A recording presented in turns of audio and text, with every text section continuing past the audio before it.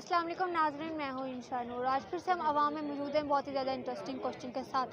हमारा जो पहला आज का क्वेश्चन है, हमारा क्वेश्चन ये है कि महंगाई, हम देखते हैं कि रमज़ान मुबारक जैसा कि आ रहा है, रमज़ान मुबारक में जो अदर कंट्रीज़ होती हैं, अदर कंट्रीज़ देती हैं 20% डिस्काउंट, 40% डिस्काउंट ऑन एवरी ग्लॉसरीज, लेकिन जहाँ पर पाकिस्तान को देखा जाए तो पाकिस्तान में किसी किस्म का भी कोई भी डिस्काउंट नहीं दी जाती, लेकिन उल्टा पाकिस्तान में महंगाई कर दी जाती है रमज़ान के नाम पर। रमज़ान के नाम पर ऐसा क्यों होता है कि आवाम के साथ इतनी ज़्यादा नाइंसाफ़ी होती है, उनकी इतनी ज़्यादा महंगाई कर दी जाती है। जो चीज़ हम 20 की ले रहे होते हैं वही चीज़ हमें 25 की या 100 की 80 की मिल रही होती है। ऐसा क्यों है? अगर महंगाई की जाती है, अगर अदर कंट्रीज़ ये सोच के हमें डिस्काउंट दे सकती हैं कि यार रमज़ान मुबारक हम डिस्काउंट देंगे, तो वाई पाकिस्तान में ऐसा क्यों नहीं है? पाकिस्तान के लोग पाकिस्तान के जो हुक्मरान है वो अवाम के बारे में क्यों नहीं सोचते?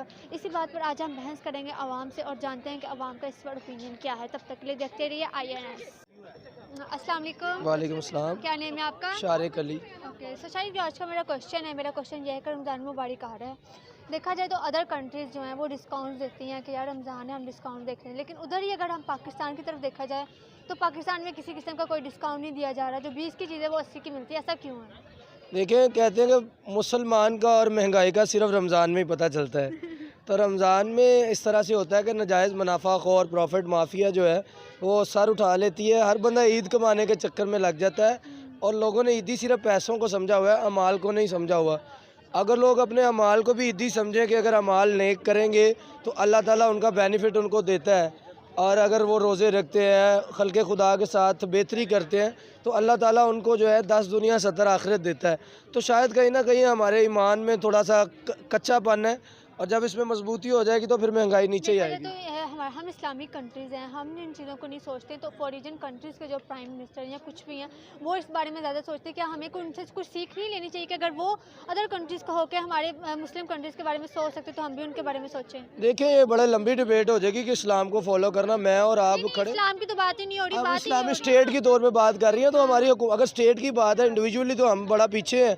हम पर्सनली अपने आप पर भी इस्लाम कितना लागू करते हैं ये पता चल जाता है, लेकिन बात अगर स्टेट की करते हैं तो मेरा ख्याल है कि स्टेट को खुद इंश्योर करना चाहिए कि बड़े लेवल पे जो है क्रैकडाउन्स होने चाहिए ऐसे लोगों के ख़िलाफ़ जिन्होंने ज़ख़ीरा अंदोज़ी की हुई है, ऐसे लोगों के ख़िलाफ़ जो नाजायज़ मुनाफा लेते हैं, ऐसे लोग जो है वो 10 वाली चीज़ जो 30 में बेचते हैं, उनके ख़िलाफ़ जो है क्रैकडाउन होना चाहिए। और ये स्टेट को खुद देखना चाहिए इंडिविजुअली तौर पर। अगर हम जो है बाकायदा जो हम दुकानदार हैं, जो यहाँ पे ताजरान हैं, उनको भी सोचना चाहिए कि आखिर उन्होंने भी आखिरत में मुंह दिखाना है अल्लाह ताला को, मरना सभी ने।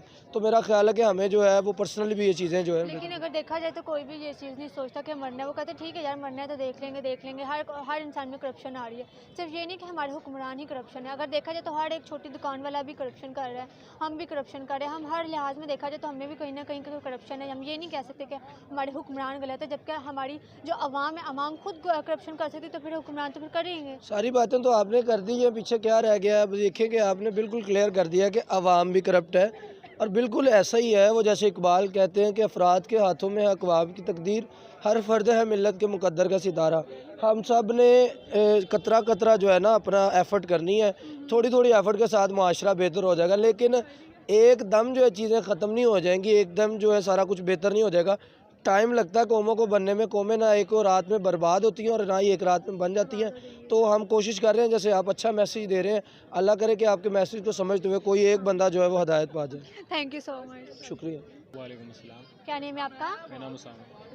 तो सामा, जो आज का मेरा क्वेश्चन ये है कि रमज़ान आने वाला है। रमज़ान में देखा जाए तो अदर कंट्रीज़ बहुत ज़्यादा डिस्काउंट देती हैं कि रमज़ान है चले हम डिस्काउंट देते हैं, लेकिन उधर ही अगर पाकिस्तान की बात की जाए तो पाकिस्तान में डिस्काउंट नहीं दिया जाता, जबकि जो चीज़ अगर हमें 20 की मिल जाती है ना वो हमें 80 की मिलती है। ऐसा क्यों होता है? देखें, फ़र्स्ट ऑफ़ ऑल तो ये है कि कहते हुए दुख होता है हमेशा कि पाकिस्तान एक, मैं भी एक पाकिस्तानी हूँ, और कहते हुए दुख इस बात का है कि पाकिस्तान बहुत बेज़मीर कौम है। ठीक है, एक बहुत बड़ी मिसाल है, मैं कोट करना चाहूँगा कि अगर पाकिस्तानियों को पता चल जाए कि कल क़यामत है तो आज मसल्ले और जो तस्बीहें वो महंगी हो जाएंगी, कि शायद कुछ जन्नत में ना निकल जाए, हम ही निकल जाए। इसमें गलती जो है दुकानदारों की भी नहीं है, हम जो है एहतजाज उनकी दुकानों के बाहर कर रहे होते हैं, पीछे ताजरों की गलती है और हुकूमत की गलती है। हुकूमत ने 75 साल में उतना टैक्स इकट्ठा नहीं किया होता। रमज़ान में भी 75 साल से यही करते हैं। आज तक तो मैंने कुछ इतना देखा नहीं कि कुछ नई इन्वेंशन कर ली हो या कुछ उखाड़ लिया हो, ऐसा तो मैंने कुछ आज तक देखा नहीं आपको है। क्या लगता है ऐसे कौन से इक़दाम है जो हुकूमत को करनी चाहिए या उनको अपनी इस्लामिक कंट्री के बारे में सोचना चाहिए? देखा जाए तो हम भी इस्लामिक कंट्री, लेकिन हमारे बारे में उस हद तक नहीं सोचा जाता जितना फॉरेन कंट्री सोच रही होती है मुस्लिम्स के लिए। और देखें कोई इकदाम नहीं, बस इनको गैरत करनी चाहिए। अगर गैरत करें ना तो इनको समझ आ जाएगी कि हमने भी अल्लाह ताला को मुँह दिखाना है, ठीक है। हर कोई अफोर्ड नहीं कर सकता। एलीट क्लास जो है ज़ाहिर सी बात है अफोर्ड कर सकते हैं। उनके बारे में भी अगर ये सोचें ना जो नहीं अफोर्ड कर पा रहे, ज़ाहिर सी बात है कि अगर कोई एलीट क्लास या कोई इंसान अच्छा खा रहा है तो इसका ये मतलब हरगिज़ नहीं है कि यार कोई वो भी अच्छा खा रहा होगा जो अफोर्ड नहीं कर सकता। तो उनके बारे में भी सोचा जाए। अगर हुकूमत नहीं सोच रही तो अगर आप अफोर्ड कर सकते हैं तो आप सोच सकते हैं, आप उनको दे सकते हैं। तो थोड़ा सा अगर आपको इंसान क्या लगता है कि ऐसे कौन सा प्राइम मिनिस्टर जिससे आपके एक्सपेक्टेशंस हैं कि अगर ये प्राइम मिनिस्टर आता है तो ये करप्शन नहीं करेगा, ये हमारी कौम के लिए सोचेगा, ये महंगाई को कम करेगा, ये अपनी यूथ के बारे में सोचेगा कि हमें उसको कैसे लेकर चलना है, वो सिर्फ अपने बारे में नहीं बल्कि अपनी नेशन को भी साथ लेकर चलेगा? देखें मुझे अभी तक कोई एक्सपेक्टेशन किसी भी हुक्मरान से नहीं, ठीक है। पहले जो नवाज़ शरीफ साहब है उन्होंने हमें सिर्फ पुल दिए हैं और अंडरपास दिए हैं जो कि आप देख रहे हैं लाहौर में, ठीक है। तो ऐसा नहीं है कि अच्छी चीज़ है, ठीक है, हम ट्रैवल करने में हमें आसानी होती है, ठीक है, लेकिन सड़कों से आवाम सिर्फ इस फैसिलिटीज़ को क्यों देखती है, वो फैसिलिटीज़ क्यों नहीं देखती जो वाकई में इम्पोर्टेंट है? देखें उसी अंडरपास पे और उसी सड़कों पे आपको भीख मांगते हुए नज़र आएंगे लोग। बहुत आजकल ऐसा माइंडसेट बन चुका है लोगों का कि यार मस्जिदें बड़ी तामीर करो और गरीबों जो मस्जिद के बाहर बैठे हैं उनको कुछ ना दो। अल्लाह ताला ने आपसे ये सवाल नहीं करना कि मस्जिद कितनी बड़ी बनाई थी, आपसे हुकूकुल इबाद का सवाल होना है। तो थोड़ा सा ना अगर आप गैरत कर लेना आपको खुद ही समझ आ जाएगी। मेरी कोई एक्सपेक्टेशन किसी से नहीं है। पहले नवाज शरीफ साहब ने कुछ नहीं किया, इमरान खान साहब आए हैं, उन्होंने 30 साल में अपना रिवेंज निकाला है कि जो किसी को अंदर किया या उसको अंदर किया। देखें हमारा मुल्क जो है इमरान खान और गंजा ये इस तरीके में घुसा हुआ है, इससे बाहर अभी तक नहीं आया। तो मुझे लगता है कि अगर जिस दिन इससे बाहर आया तो शायद मुल्क कुछ कर जाए। और नए टैलेंट क्या लगता है कितना टाइम पाकिस्तान को लगेगा कि वो अपने आप को थोड़ा सा डेवलप कर सके जैसे कि इंडिया डेवलप कर सकता है? देखा जाए तो पाकिस्तान और इंडिया एक ही टाइम में हुए हैं, इंडिपेंडेंट हुए हैं, लेकिन देखा जाए तो इंडिया कहाँ से कहाँ पहुँच गया, लेकिन पाकिस्तान सिर्फ पीछे ही पीछे जा रहा है। पाकिस्तान कोई भी डेवलपमेंट नहीं कर रहा। देखें जैसे हालात चल रहे हैं तो 75 साल और भी बहुत कम है, ठीक है। जब तक नए टैलेंट को आगे नहीं आने देंगे और जो विरासत पहले से बनती आ रही है इमरान खान और ये जो वज़ीर आज़म जो PMLN के हैं इनका ही ख़ानदान चला आ रहा है। किसी नए को आगे आने की आपने आज तक दी नहीं है, अपॉर्चुनिटीज़ नहीं मिली। ऐसा नहीं है कि सियासतदान अच्छे नहीं हैं, कोई मुल्क के बारे में अच्छा सोच सकता है, आप सोच सकते हैं, मैं सोच सकता हूँ। ज़ाहिर सी बात है हम आगे नहीं जा सकते क्योंकि हम आगे जाएंगे या तो हमें मार दिया जाएगा या तो हमें उठा दिया जाएगा। ये सच की आवाज़ शुरू से ही उन्होंने दबाई है। तो पाकिस्तान का ये बहुत सकाफ़त रही है, अच्छी सकाफ़त तो नहीं बुरी सकाफ़त ही रही है। अब कोई लोग सोच रहे होंगे कि शायद मैं पाकिस्तान के ख़िलाफ़ हूँ। बीइंग पाकिस्तानी ये बहुत दुख की बात है और अपने ज़मीर को जगाएं और गरीबों का ख्याल रखें। Thank you so much. Thank you. अस्सलाम वालेकुम। जी वालेकुम सलाम। क्या नेम है आपका? जावेद जमाली। ओके, सो जो आज का मेरा क्वेश्चन ये है कि रमज़ान मुबारक में हम देखते हैं कि जो अदर कंट्रीज़ हैं उनको बजट दिया जाता है कि उनको 20% डिस्काउंट होता है या 30% डिस्काउंट होता है, लेकिन अगर पाकिस्तान की बात की जाए, पाकिस्तान इस्लामिक कंट्री है लेकिन पाकिस्तान में ऐसा कुछ नहीं होता। पाकिस्तान में जो भी चीज़ 20 रुपये की ना वो 20% 30% ज़्यादा महंगी बेची जाती है। आखिर इसका रीज़न क्या है? हमें इतनी ज़्यादा क्यों नहीं फैसिलिटीज़ दी जाती? जब अदर कंट्रीज़ दे सकती है तो पाकिस्तान क्यों नहीं दे सकता? देखें जी, जो दूसरे कंट्रीज़ हैं, ठीक है, मतलब आपने अपने वो सवाल के अंदर ही काफ़ी सारी बातों के जवाब दे दिए हैं, ठीक है। तो मुझे बीच में कुछ बताने का रहता नहीं है, लेकिन फिर भी मेरे 2-4 जो पॉइंट्स हैं वो मैं आपसे ज़रूर शेयर करना चाहूँगा, ठीक है। देखें सबसे पहली जो बात ये है कि लोगों जो दूसरे मुल्क हैं, ठीक है, वहाँ पे ईमानदारी को एक बहुत अहमियत हासिल है, ठीक है। और हमारे मुल्क में ईमानदारी पे कारोबार किए जाते हैं, बिज़नेस किए जाते हैं, ठीक है। अब फॉर एग्ज़ाम्पल अभी देखें ये जैसे रमज़ान स्टार्ट होगा तो सबसे पहले आपको खजूरों के रेट यहाँ मिलेंगे, जामे शरी का रेट ऊपर जाएगा, गोल्ड चीनी का रेट ऊपर जाएगा, टोपियाँ खजूरें मुसल्ले सब महंगे हो जाएंगे, ठीक है। तो ये भाई ये हमारे मुल्क में हमारे क्यों लगता है कि ऐसा क्यों किया जाता है? ऐसे अवाम के साथ ऐसा क्यों किया जाता है जबकि अदर कंट्रीज़ में नहीं करते, लेकिन पाकिस्तानी अवाम के साथ ऐसा कर रहे हैं? आपको नहीं लगता ये नाइंसाफ़ी है पाकिस्तान लोगों के साथ? देखें जी, ये नाइंसाफ़ी जहाँ भी हो तो ज़ाहिर सी बात है वो एक नाइंसाफ़ी है, ठीक है। और यहाँ पे हमारे भाई लोग कह लें कि टोटल आवे का आवा बिगड़ा हुआ है। हर बंदा मैं अपनी जगह करप्ट हूँ, ठीक है, मैं करप्ट हूँ, मैंने पिछले 1 महीने से मोबलिंक वालों से एडवांस लिया और अभी तक मैंने वापस नहीं किया।